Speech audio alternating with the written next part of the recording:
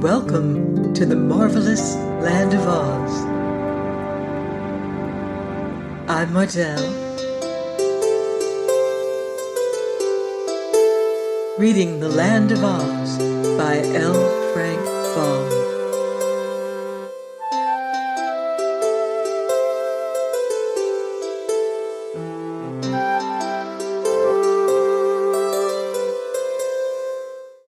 Chapter 2. The Marvelous Powder of Life.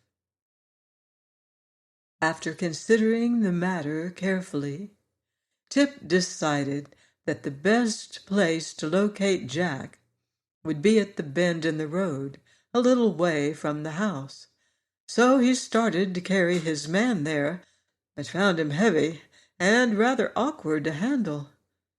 After dragging the creature a short distance, Tip stood him on his feet, and by first bending the joints of one leg, and then those of the other, at the same time pushing from behind, the boy managed to induce Jack to walk to the bend in the road. It was not accomplished without a few tumbles, and Tip really worked harder than he ever had in the fields or forest. But a love of mischief urged him on, and it pleased him to test the cleverness of his workmanship. "Jack's all right and works fine," he said to himself, panting with the unusual exertion. But just then he discovered the man's left arm had fallen off in the journey, so he went back to find it, and afterward, by whittling a new and stouter pin for the shoulder joint, he repaired the injury so successfully that the arm was stronger than before. Tip also noticed that Jack's pumpkin head had twisted around until it faced his back, but this was easily remedied. When at last the man was set up, facing the turn in the path where old Mombi was to appear, he looked natural enough to be a fair imitation of a Gilligan farmer, and unnatural enough to startle anyone that came on him unawares. As it was yet too early in the day to expect the old woman to return home, Tip went down into the valley below the farmhouse and began to gather nuts from the trees that grew there. However, old Mombi returned earlier than usual. She had met a crooked wizard who resided in a lonely cave in the mountains, and had traded several important secrets of magic with him, having in this way secured 3 new recipes, 4 magical powders, and a selection of herbs of wonderful power and potency. She hobbled home as fast as she could in order to test her new sorceries. So intent was Mombi on the treasure she had gained that when she turned the bend in the road and caught a glimpse of the man, she merely nodded and said, "Good evening, sir." But a moment after, noticing that the person did not move or reply, she cast a shrewd glance into his face and discovered his pumpkin head elaborately carved by Tip's jackknife. "Eh," ejaculated Mombi, giving a sort of grunt. "That rascally boy has been playing tricks again. Very good. Very good. I'll beat him black and blue for trying to scare me in this fashion." Angrily she raised her stick to smash in the grinning pumpkin head of the dummy. But a sudden thought made her pause. The uplifted stick left motionless in the air. "Why, here is a chance to try my new powder," said she eagerly, "and then I can tell whether that crooked wizard has fairly traded secrets, or whether he's fooled me as wickedly as I fooled him." So she set down her basket and began fumbling in it for one of the precious powders she had obtained. While Mombi was thus occupied, Tip strolled back with his pockets full of nuts, and discovered the old woman standing beside his man, and apparently not the least bit frightened by it. At first he was generally disappointed, but the next moment he became curious to know what Mombi was going to do, so he hid behind a hedge, where he could see without being seen, and prepared to watch. After some search, the woman drew from her basket an old pepper box, upon the faded label of which the wizard had written with a lead pencil, "Powder of Life." "Ah, here it is!" she cried joyfully. "And now let us see if it is potent. That stingy wizard didn't give me much of it, but I guess there's enough for 2 or 3 doses." Tip was much surprised when he overheard this speech. Then he saw old Mombi raise her arm and sprinkle the powder from the box over the pumpkin head of his man Jack. She did this in the same way one would pepper a baked potato, and the powder sifted down from Jack's head and scattered over the red shirt and pink waistcoat and purple trousers Tip had dressed him in, and a portion even fell upon the patched and worn shoes. Then, putting the pepper box back into the basket, Mombi lifted her left hand with its little finger pointed upward and said, "Well!" Then she lifted her right hand with the thumb pointed upward and said, "Down!" Then she lifted both hands with all the fingers and thumbs spread out and cried, "Bear!" Jack Pumpkinhead stepped back a pace at this and said in a reproachful voice, "Oh, don't yell like that. Do you think I'm deaf?" Old Mombi danced around him frantic with delight. "He lives!" she screamed. "He lives! He lives!"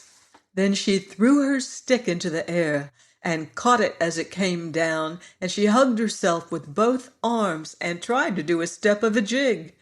And all the time she repeated rapturously, "He lives! He lives! He lives!" Now you may well suppose that Tip observed all this with amazement. At first he was so frightened and horrified that he wanted to run away, but his legs trembled and shook so badly that he couldn't. Then it struck him as a very funny thing for Jack to come to life, especially as the expression on his pumpkin face was so droll and comical it excited laughter on the instant. So, recovering from his first fear, Tip began to laugh, and the merry peals reached old Mombi's ears and made her hobble quickly to the hedge, where she seized Tip's collar and dragged him back to where she had left her basket and the pumpkin-headed man. "You naughty, sneaking, wicked boy!" she exclaimed furiously. "I'll teach you to spy out my secrets and to make fun of me." "I wasn't making fun of you," protested Tip. "I was laughing at old Pumpkinhead. Look at him. Isn't he a picture, though?"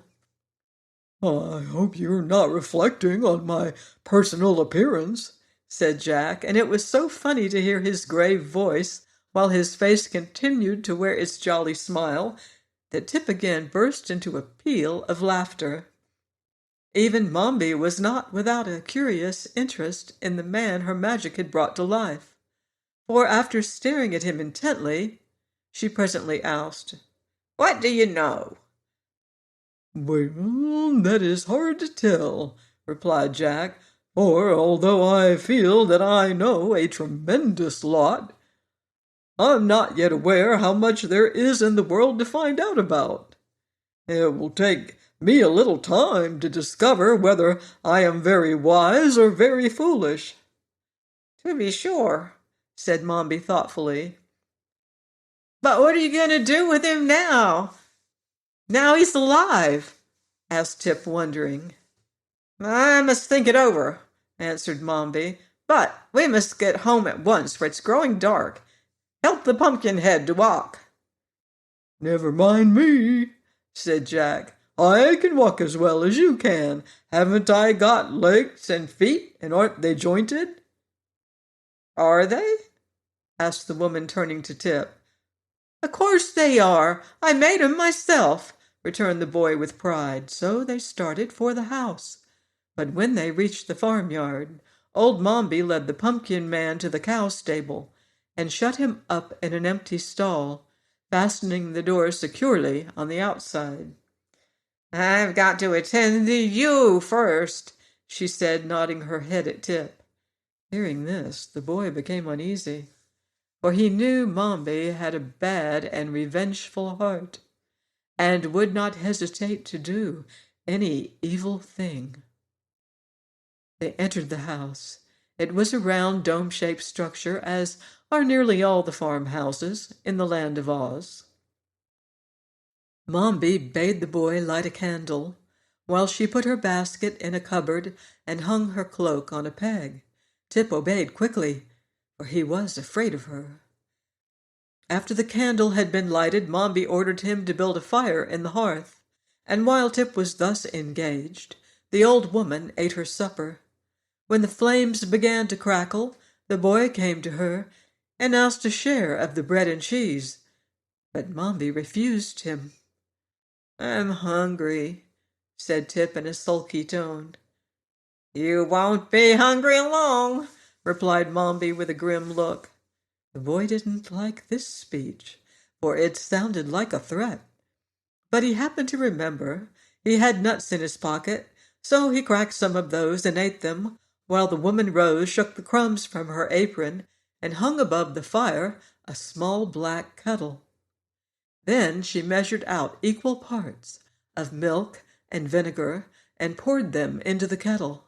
Next, she produced several packets of herbs and powders and began adding a portion of each to the contents of the kettle. Occasionally she would draw near the candle and read from a yellow paper the recipe of the mess she was concocting. As Tip watched her, his uneasiness increased. "What is that for?" he asked. "For you," returned Mombi briefly. Tip wriggled around on his stool and stared a while at the kettle, which was beginning to bubble. Then he would glance at the stern and wrinkled features of the witch, and wish he were any place but in that dim and smoky kitchen, where even the shadows cast by the candle upon the wall were enough to give one the horrors. So an hour passed away, during which the silence was only broken by the bubbling of the pot and the hissing of the flames. Finally, Tip spoke again. "Have I got to drink that stuff?" he asked, nodding toward the pot. "Yes," said Mombi. "What'll it do to me?" asked Tip. "If it's properly made," replied Mombi, "it will change or transform you into a marble statue." Tip groaned and wiped the perspiration from his forehead with his sleeve. "I don't want to be a marble statue," he protested. "That doesn't matter. I want you to be one," said the old woman, looking at him severely. "What use will I be then?" asked Tip. "There won't be anyone to work for you." "I'll make the Pumpkinhead work for me," said Mombi. Again Tip groaned. "Why don't you change me into a goat or a chicken?" he asked anxiously. "You can't do anything with a marble statue." "Ah, yes, I can," returned Mombi. "I'm going to plant a flower garden next spring, and I'll put you in the middle of it for an ornament. I wonder I haven't thought of that before. You've been a bother to me for years." At this terrible speech, Tip felt the beads of perspiration starting all over his body, but he sat still and shivered and looked anxiously at the kettle. "Perhaps it won't work," he muttered in a voice that sounded weak and discouraged. "Ah, I think it will," answered Mombi cheerfully. "I seldom make a mistake." Again there was a period of silence, a silence so long and gloomy that when Mombi finally lifted the kettle from the fire, it was close to midnight. "You cannot drink it until it has become quite cold," announced the old witch, for in spite of the law, she had acknowledged practicing witchcraft. "We must both go to bed now, and at daybreak I will call you, and at once complete your transformation into a marble statue." With this she hobbled into her room, bearing the steaming kettle with her, and Tip heard her close and lock the door. The boy did not go to bed, as he had been commanded to do, but still sat glaring at the embers of the dying fire. A marble statue! Oh no! Please join me next week for more magical adventure on the marvelous Land of Oz. Goodbye for now. See you in Oz.